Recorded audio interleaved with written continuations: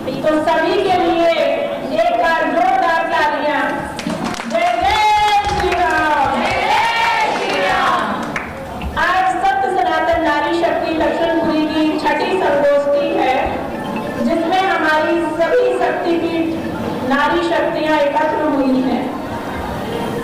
और ये परम पिता परमात्मा ने हमें इस कालखंड में जो ये शरीर रूपी चोला दिया है, इसमें हमें ये बहुत बड़ा अवसर मिला है कि हम मंदिरों पे, आसपास के मंदिरों पे जाएं और सुंदरकांड करें, करवाएं, लोगों को जोड़ें, सत्य सनातन का परचम लहराएं और हर तरह से भारत वर्ष को अपनी आध्यात्मिक पहचान मिले।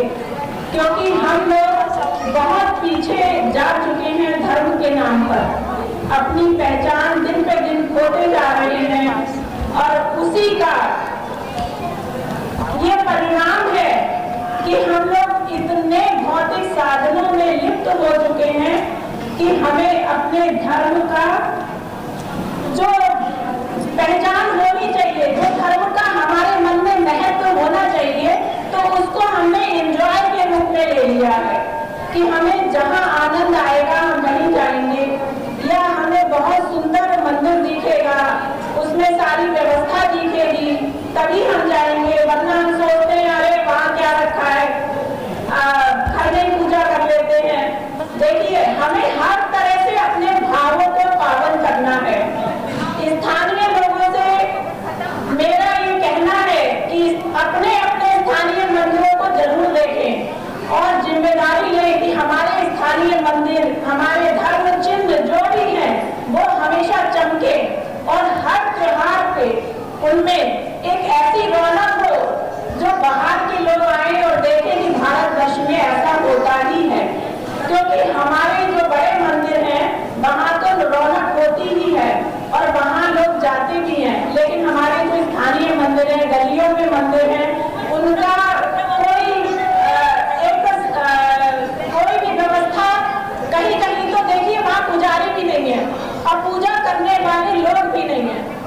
तो मैंने जब 51 शक्तिपीठ महिलाओं को अलग अलग क्षेत्रों में स्थापित किया है, वो इसीलिए किया है कि अपने अपने क्षेत्र संभालें और अपने साथ कम से कम 100-100, 200-200 महिलाओं को जोड़ें, हर हाल में जोड़ें, 5-5 महिलाओं की टुकड़ियां बनाएं, मंदिरों में भेजें और सुंदरकांड मंगलवार को कराएं।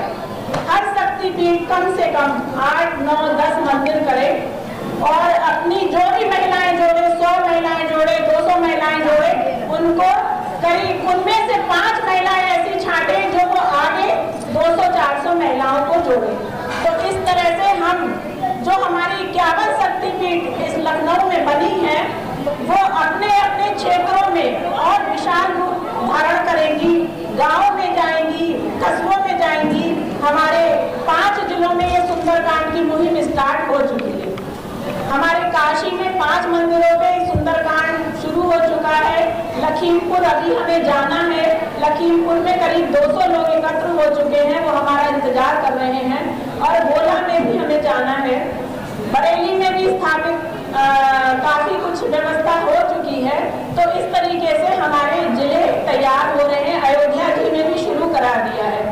तो सभी शक्तियों का से मेरा निवेदन है कि अपनी जो पावन शक्तियां हैं, देखिए हमारे सनातन में 4 युग स्थापित हुए, सतयुग, त्रेता, द्वापर और कलयुग।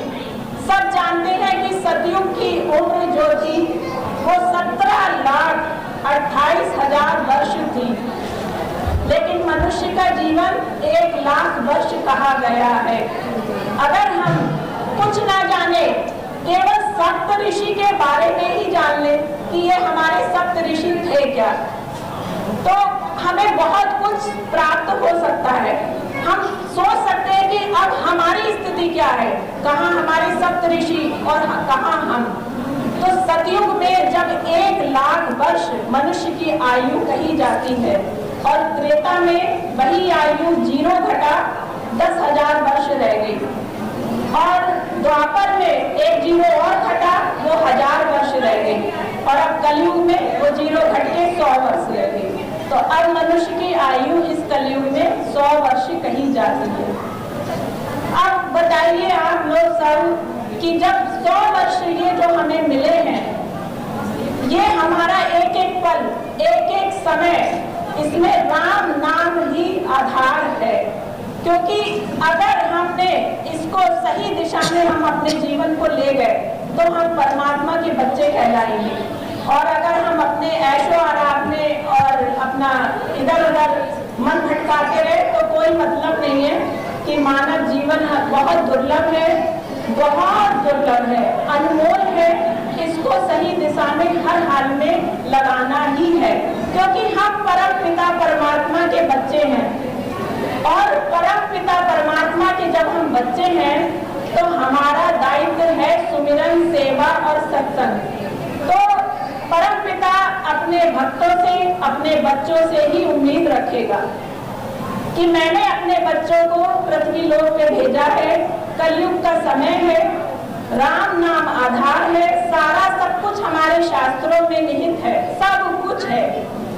जो चाहे हम पा सकते हैं, जैसा चाहे हम पा सकते हैं। हम में काबिलियत होना चाहिए, क्योंकि वहाँ तो न्याय न्याय है। और जिससे परमात्मा की भक्ति पे, परमात्मा के ऊपर अटूट विश्वास है और उसकी न्याय व्यवस्था पे पूरा भरोसा है, तो समझिए उस आत्मा को कोई विचलित नहीं कर सकता। तो हमें अध्यात्म के मार्ग को समझना चाहिए। अध्यात्म में हमें बहुत शक्ति है। खाली हनुमान चालीसा पढ़ा या हमने अपने 3 त्योहार मना लिए या हमारे यहाँ जो होता है वो कर लिया, उससे काम नहीं चलेगा। हमें पंचांग की व्यवस्था को समझना है।